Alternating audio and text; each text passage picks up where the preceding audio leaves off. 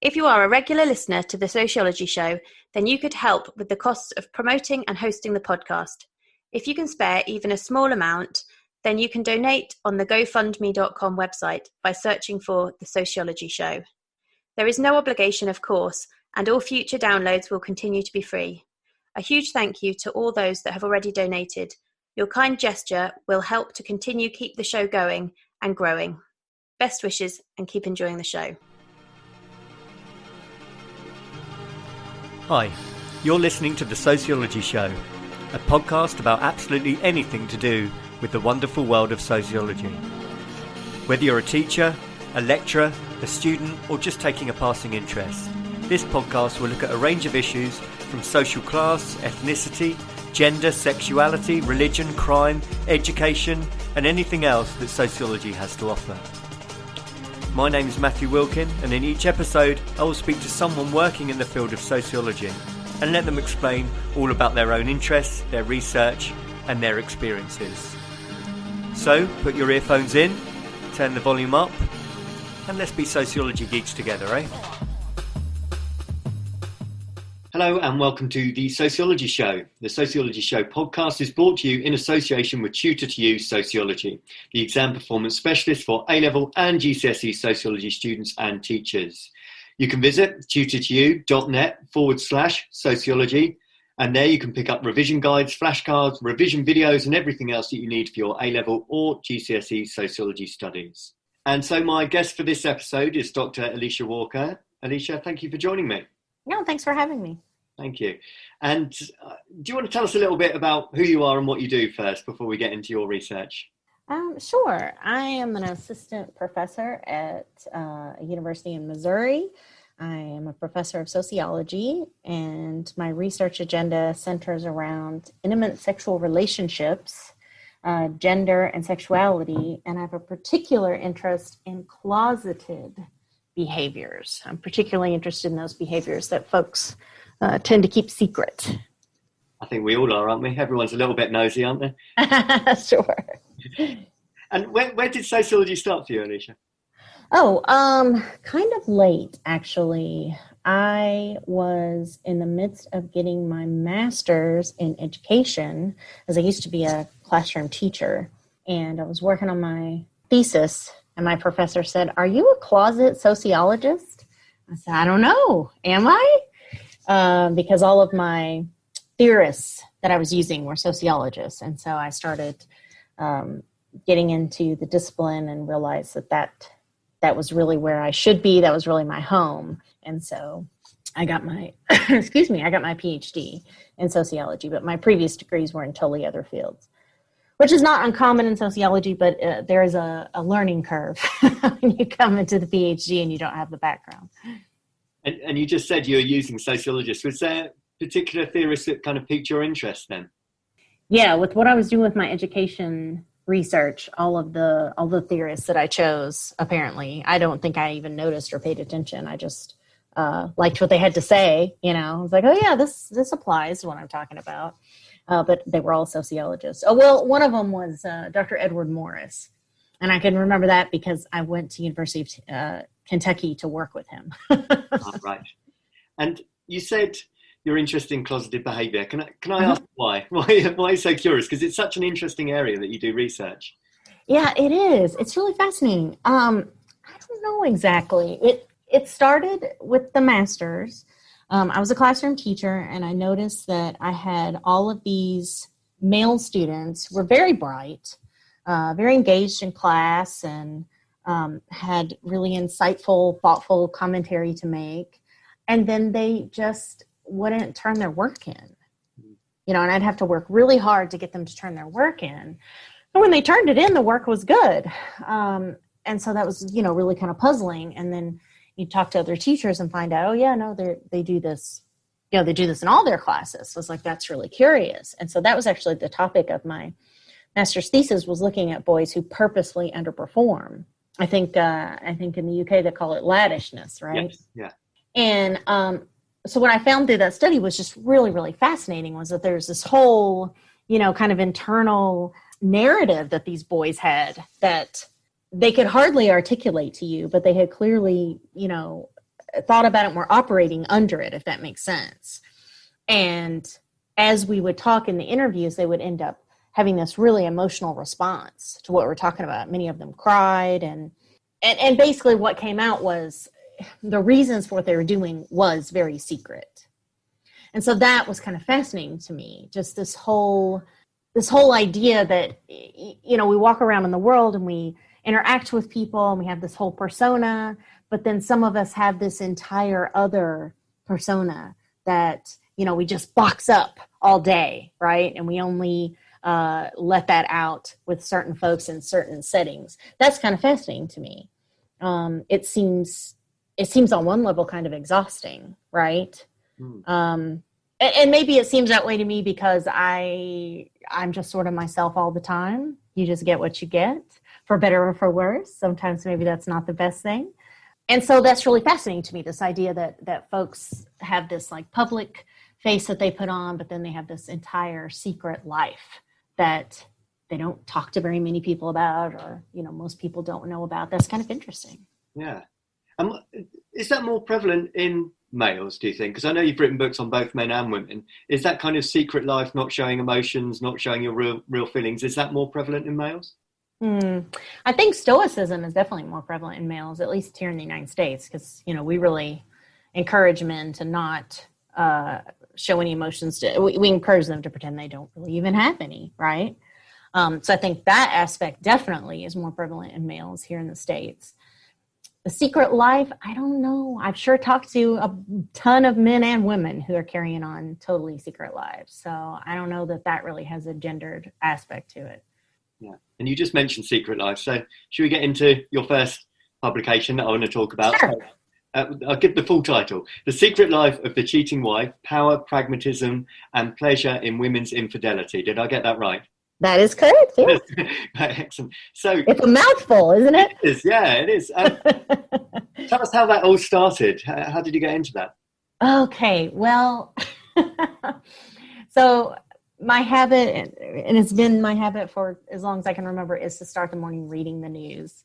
And, now that we have the internet, your news is very tailored to you, right? Because the algorithms. And so a lot of the news that I get has to do with relationships. And so over about a 6-month period or so, I happened to notice 3 different articles about infidelity that kind of made me go, 2 of them were not academic studies. They were websites for folks who cheat, who had run studies of their members. And one of them talked about the fact that in the 80s and 90% of their membership were not cheating to find a new spouse, which kind of challenged sort of the common sense ideas that had been presented to me. We sort of have this idea that we think we know why folks are cheating, right? And one of the ideas is like they're mate shopping.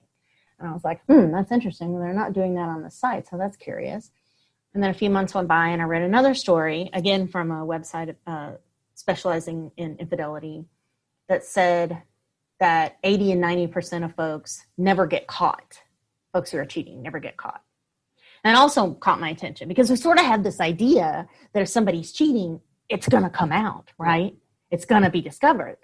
Well, that's not what that data said. So I was like, that's really interesting too. Okay. And then the third piece was an academic article that said that women between the ages of, I believe it was 40 and 45, were the most vulnerable to cheat. And I think I had just turned 40 or 41 or something when I read it. And I thought, wonder why. And, the more I thought about it, the more interested I got because, of course, granted, I was in grad school. I was really tired. And thought, that sounds like a lot of work. So, if they're not cheating to find a mate and they're not cheating to get caught and like force something out in the marriage, right? What's going on, right? What's this about? Yeah, so that kind of got the gerbil running the wheel. And the more I thought about it, the more interested I got. And I thought, does it make people happier to cheat? What is going on? What's the payoff? What is the benefit? And so the more I turned the idea over, the more I liked it. And I decided, I'm going to run a study to answer my own question. And originally I thought, I'm going to run a little pilot study, 20 people or so and see what I come up with. Well, that didn't work because I couldn't figure out where to find my sample. You can't even really put up a flyer. Well, Who wants to be caught tearing the number off a flyer, right? Saying I cheat, right? Nobody wants to do that. It's not like I can stand out with a sign, honk if you cheat. That's, so I kind of sat on the idea for a while trying to figure out, I think this is a great idea, but where would I find these folks? And so then I remembered that I had read about a website called Ashley Madison in a women's magazine. It was like a red book or something like that.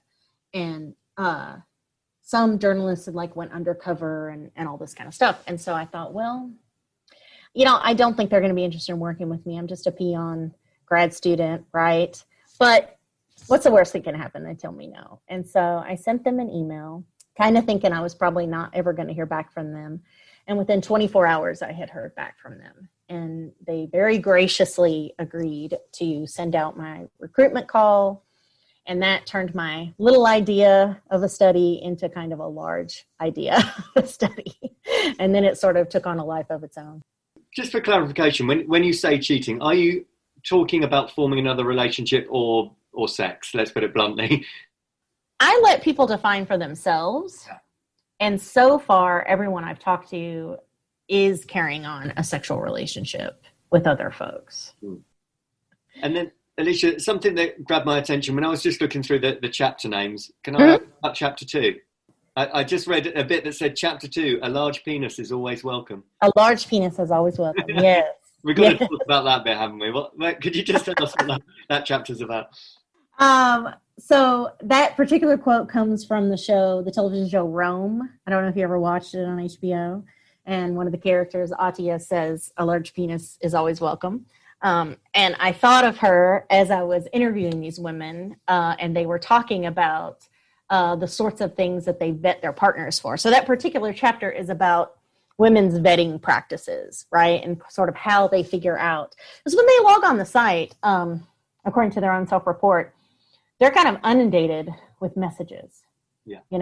If you're a warm female body on the site, you're going to get a lot of attention. And so they had to come up with these extensive vetting practices to figure out who they should even continue talking to, meet in person, et cetera. Because they can't meet all of them, right? They can't sleep with all of them. Yeah. Who has that kind of free time? So they came up with these vetting processes to figure out who they want to meet, who they want to talk to, and et cetera. And so many of them reported that they asked really extensive graphic questions about genitalia. They asked other questions too. They wanted to know about stamina and sexual style and what kinds of sex acts are you interested in and that sort of thing.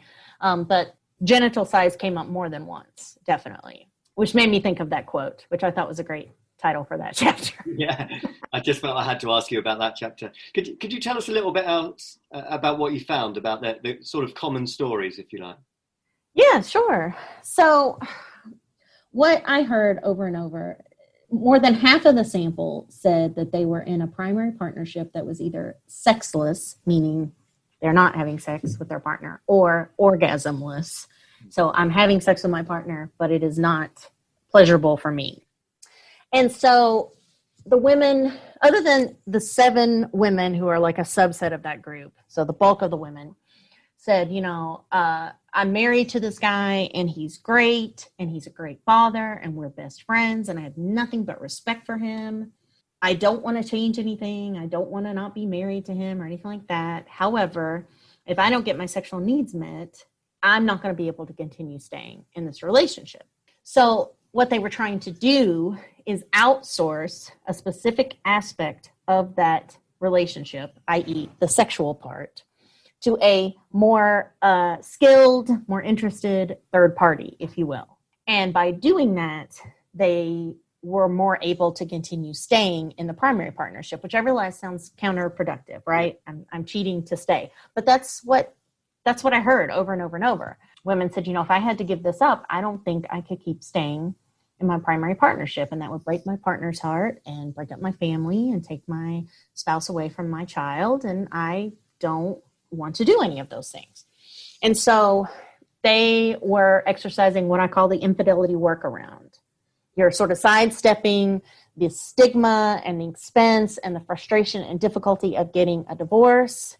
You're maintaining that master status, and you're outsourcing your unmet needs to some third party. And women were extremely pragmatic about talking about that. They used really kind of economic language. They talk about, so the vetting process, for example, they would say, I'm going to get all of this crucial information out of the way up front because I don't want to talk to somebody and figure out he's a really nice guy, but we're not compatible because, as one woman put it, he can be nice all day, but that doesn't give me an orgasm, right? And they said, I'm already in a relationship that's not meeting my sexual needs, and I'm staying, and I have all this obligation to this person. I don't want to create another relationship like that. And so they were specific about, I'm trying to find a person to meet the specific set of criteria that I have to meet this very specific need.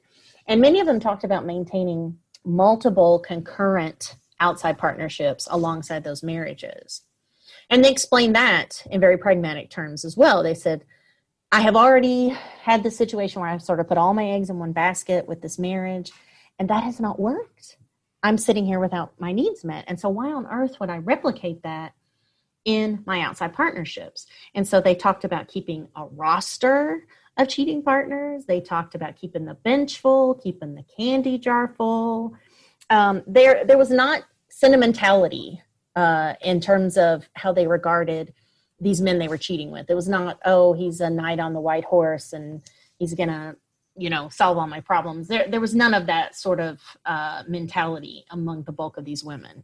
And then they talked about how participation in these relationships was actually empowering for them. That there was empowerment in being able to set boundaries, to vet and say, I'm not going to choose you because, you don't like the same kind of sex or stamina or whatever it is. And there was empowerment in creating these boundaries and saying, I'm only going to see you these days, or I'm only going to do these particular sex acts because this is what I'm interested in doing. And if you don't meet my needs, I'm going to cut off this relationship.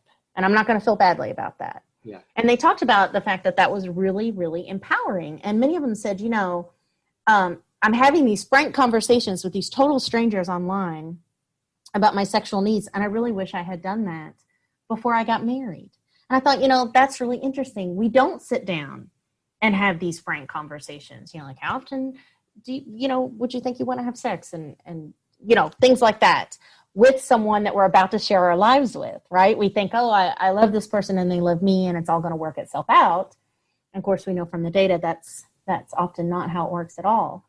And so the ability to have those frank conversations and to highly bound those relationships was really empowering to them. And that came up throughout the narratives, that and the pragmatism and the fact that these relationships were absolutely relationships of utility and they were about pleasure. Those are the overwhelming, overarching themes of those interviews, which were fascinating. They were very fascinating women. Yeah. They were interesting, intelligent. They were great sense of humor. You can easily imagine them, at a party with a crowd around them, the crowd enraptured. They were fascinating women. And can I ask, did they tend to go with younger men? I'm just wondering, was it younger, more virile men, for example? I kind of thought that might come up as they started sort of telling me what was going on. But that really didn't come up. There were some women with older men. There were some women with younger men. There were some women with same age men. There didn't seem to be a pattern in terms of that. As I kind of anticipated that as well when they started talking about what they were after. I thought, oh, okay, well, I'm about to interview a whole bunch of women with younger men, but no. Because the biggest question that would jump to me, but what about the guilt? How did they kind of justify it to themselves? Yeah, that came up a lot. We talked a lot about that. So they would explain, what they're doing and how they're doing it and why they're doing it, right? And all the many and numerous benefits they were getting from these outside partnerships. And then they would talk about the fact that they felt incredibly guilty. Many of them said, I treat my primary partner much better, in part because I am not resentful because I'm going without my sexual needs being met, right? And in part because I'm happier because my needs are met. But also, many of them said, he'll do something, I get aggravated, and then I go to say something, and then I remember that I'm a cheating you-know-what, and so I don't say anything about it. They did have a lot of guilt. That came up repeatedly in the interviews. That came up a lot. So they just sort of lived with the guilt. And in terms of how they justified it, they circled back to that. If I don't get these needs met, I cannot keep staying in this marriage. And if I leave this marriage, it's going to be detrimental to everyone involved. And so I feel guilty, but I just don't see any other way. Yeah. So the justification was almost kind of, it was a needs to save the marriage, as bizarre as that sounds. Right. Yeah. And a lot of people struggle with that when I talk about the book, and they kind of poo-poo it and shrug it off. But I mean, if you just kind of step out of the morality and all that sort of thing and kind of put yourself in the shoes of someone that, you're with a partner you love, respect, they're your best friend. You absolutely cannot imagine your life without them. But at the same time, you're not getting your needs met. How long could you really go without getting your needs met? That's really the central question. Thank you, Alicia. That's going to be the end of part 1. And in part 2, we're going to talk about chasing masculinity. Okay. Hi, welcome back to part 2 of the Sociology Show. I'm talking to Dr. Alicia Walker. In part 1, we talked about the secret life of the cheating wife. So let's move on to your other book, Chasing Masculinity. Shall I do the title again? So, Chasing Masculinity, Men, Validation and Infidelity. Yes, less of a mouthful, right? Yes. So I'm guessing this one came out of your interest from the first book. Yes. So actually collected the data at the same time. Okay. I conducted interviews with men and women concurrent to one another. And I also did a survey alongside all of that. But it was taken from the same website, wasn't it? Is that right? Yes. Yeah. It was all collected at the same time, all taken from the Ashley Madison population. So it is important to think about the fact that you cannot necessarily take my findings and extrapolate them to, say, someone who sparks up something at the office or with their neighbor or something like that, because it's a very different dynamic. In both of these books, we're talking about people who purposely logged onto a website, created a profile, and then started vetting partners with the purpose of having an affair. And that's a very, very different experience than, I tripped and fell into an affair. Yeah, premeditated, really, isn't it? Yes, absolutely. Yeah. And I think that's part of what fascinated me so much was, I think even if we disapprove, right, and we never do it ourselves, we can kind of understand, like, okay, two strangers meet eyes across the room, right? Okay, these things happen. But it's a whole different thing to premeditate an affair, right? It's a completely different thing there's absolutely no one on the horizon, and you're just logging on in the hopes of conjuring up someone. That's very, very different. And what about the men then? So maybe this is a misconception based on what I've read, but the idea is that men cheat more than women and men do it just purely for sex. But I think your findings said that's not quite true, right? Yes. And I'll be honest, in the beginning, I was only really interested in women's cheating. Yeah. And so when men started to approach me for interviews, I was kind of ambivalent about it, but thought, well, I'll collect the data. Because I did, I guess, worry that it was just going to be a bunch of men saying, I'm cheating for sex and et cetera, et cetera. And I thought that's not going to be very interesting, right? And initially, when you ask these men, what brought you to the decision to do this? They would say it was sex, but then very quickly they would reveal it really wasn't about sex at all, even though that was their initial answer, which I kind of thought was fascinating. So I guess they're hearing the same narrative that we're hearing, right? Yeah. So we know from the data that men and women actually cheat at roughly the same rates. We just have this idea that men cheat more. And as far as the motivations for cheating, it's not really as gendered as it seems. And I know you're like, really? Because you just wrote 2 books, one about women and one about men. That seems pretty gendered. Well, I only analyze the women's data first and then analyze the men's data later. So that's part of the reason. But also what I found was it really wasn't about gender at all, even though it initially looked like it was gendered. It actually isn't. So remember those little subgroup of 7 women that I mentioned in part 1, and I didn't really talk about them very much. So 7 women in my first study were completely different than the rest of the women. They were cheating. They were looking for an emotional connection with someone. Yes, they were having sex with someone, but they were looking for an emotional connection. And they described really unsatisfying primary partnerships, okay, where they were not getting their emotional needs met. There was some kind of emotional disconnect between them and their primary partner. And so they were outsourcing, but they were trying to outsource an entirely different aspect of the relationship. And I would argue a much more difficult aspect to outsource. So in the men's group, you see a similar pattern in that I have the bulk of the men who are saying what those 7 women are saying, which is, yes, I'm having sex with this person. Yes, there was a sexual deficit in my primary relationship, but what I'm really trying to do is get these emotional needs met. That's actually the most important thing to me. That's the thing that I value. That's the thing that I'm looking for. And then a small group of my men were like the large group of women that I interviewed who were, it was really just about sex for them. And so what looked like a gender phenomenon really wasn't gendered at all. Their motivations for cheating were really about the quality and the dynamic of their primary partnership. So folks who are in a primary partnership where things are really good, but there's not sex or not adequate sex, they're trying to outsource sex. And folks that are in a primary partnership where they feel like their emotional needs are not being met, they're trying to outsource their emotional needs. But the bulk of the men that I spoke to were trying to outsource their emotional needs. Now, their discussions were different from the women's. What they told me was they felt like a disappointment to their primary partner. They felt like they couldn't do anything right. She was impossible to please, no matter how much they did. You know, it didn't seem like it was enough. They did talk about extremely unsatisfying sexual dynamics in those partnerships. Some of them were actually intensely sad to read.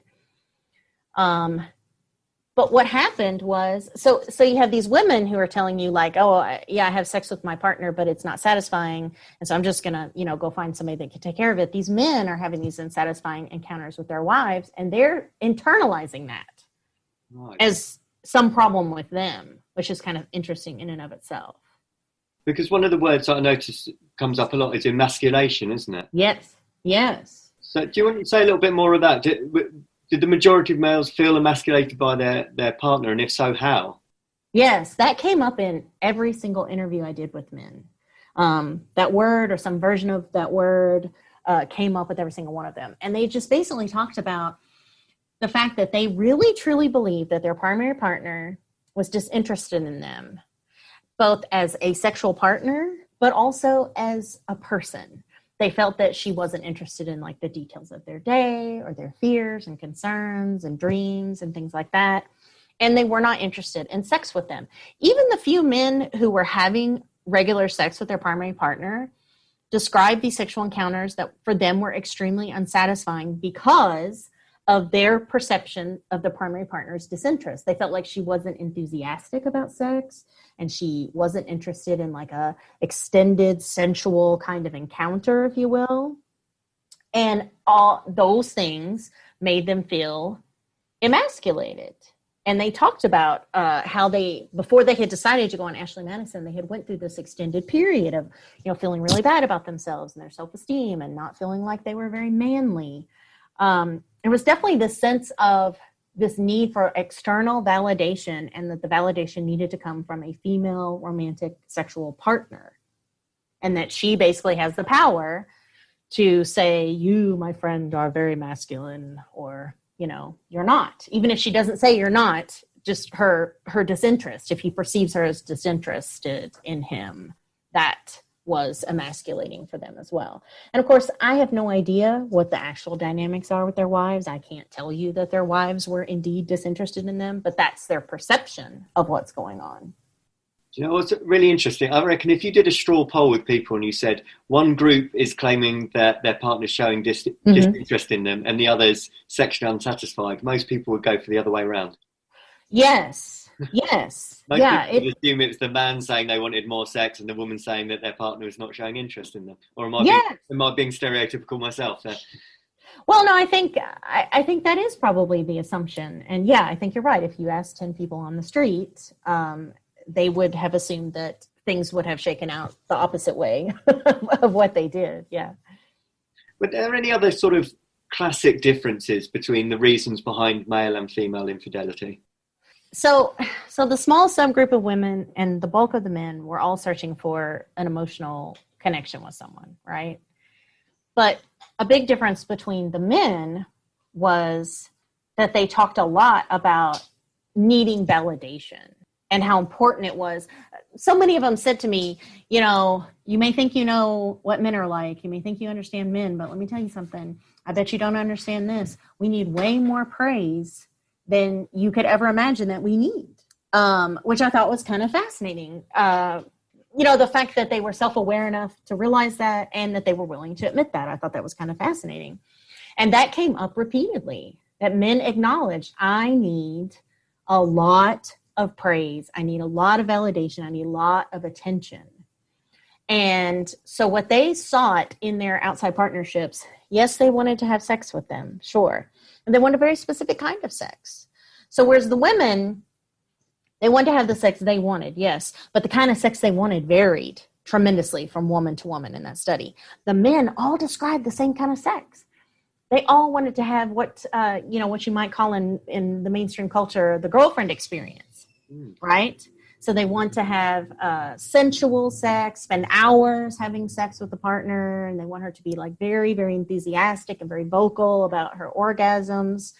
They really experienced women's orgasms as an accomplishment they have brought on.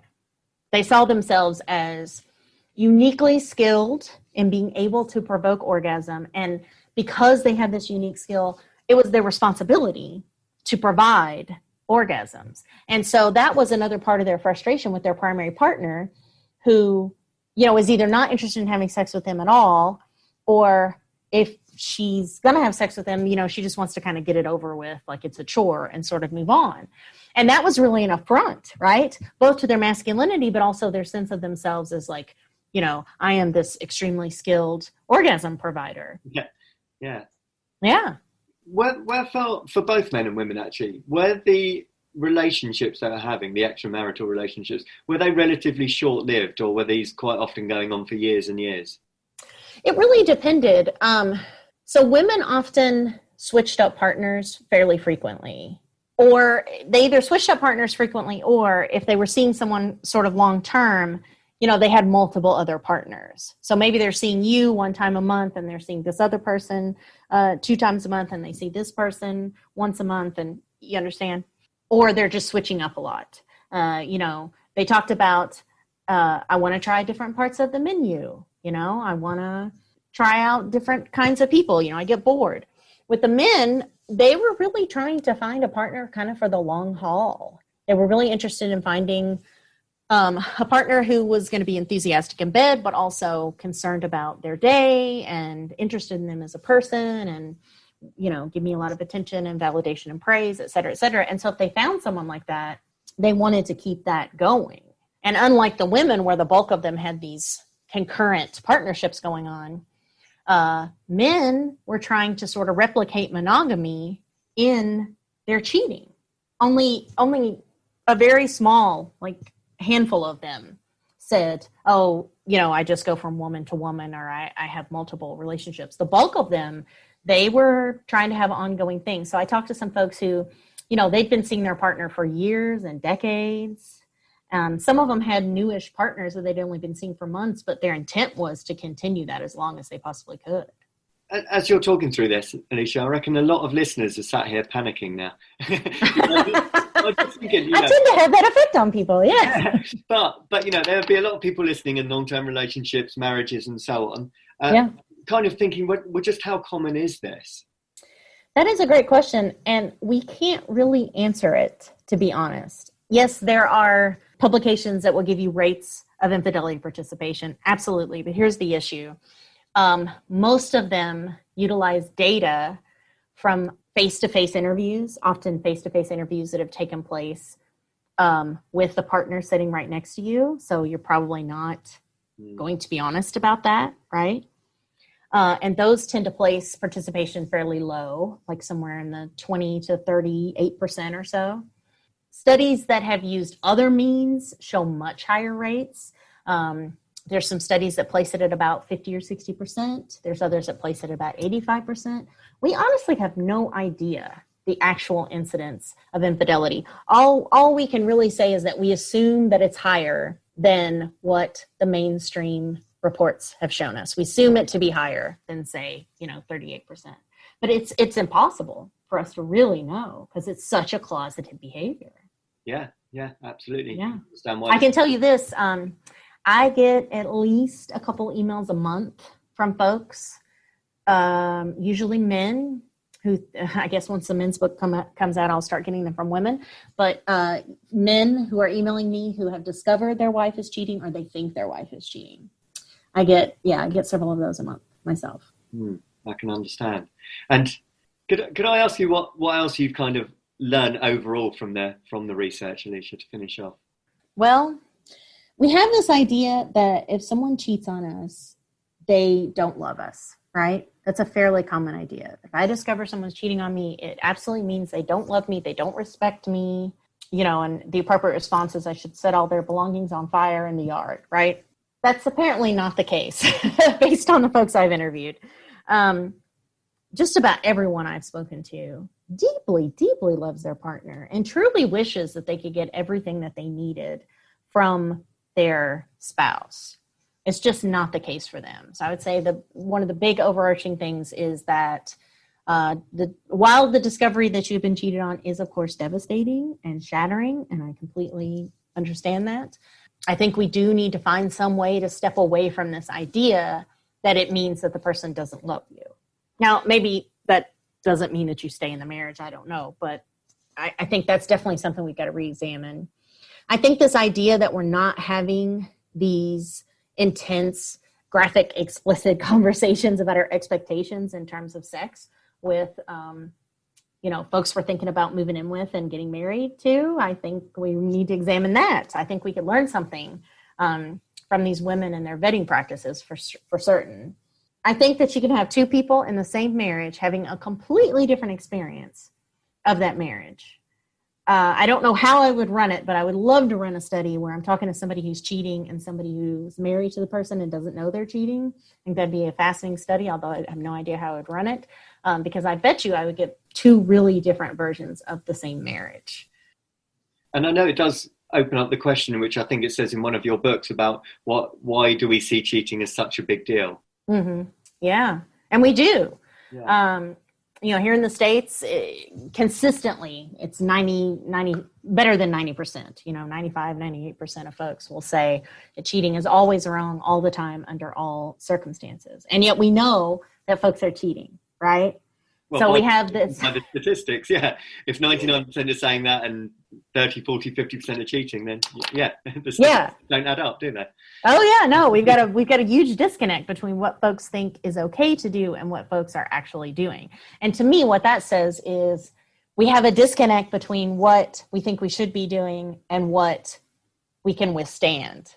The big takeaway I had from these interviews were that there are some people in real pain and desperation who go on these websites and search for partners, and they're desperate to hold their marriages together, and they're desperate to get their needs met. And those things seem very incompatible, but we do have a lot of folks who are making that work and are staying in those marriages. I followed up with the folks that I've interviewed. Very few of them have ended their marriages. Most of them are still married. So we're asking a lot of marriage, right? Asking a lot of one single relationship in our lives. And it seems like maybe we shouldn't be asking that much out of one single relationship, because it seems like we have a lot of marriages that aren't living up to all that we ask. And we have a lot of folks in a lot of pain. That is both fascinating and slightly terrifying in equal measures, I think, for a lot of Yes. Yes, it is. It absolutely is. Thank you so much for your time today, Alicia. Could I ask you to just give some details if people want to find out more about your work or read the books? Where should they go to? Sure, absolutely. If you want to find out more about my work, you can check out my website, alicia-walker.com. I have links to publications and media coverage and links to purchasing the books. My newest book is, you can find it at the publisher's website, Palgrave Macmillan. They're doing pre-orders, but it will be in print on the 17th of October. And my first book you can find on Amazon. You can find it at the publisher's website, which is Lexington Books. But I have links to either book for purchase on my website as well. Excellent. And you're on Twitter as well, if people And I'm on Twitter, yes. Instagram, though not as active as I am on Twitter. I'm on Twitter every day. And I hope you're not too inundated with messages saying, "I think my partner's cheating."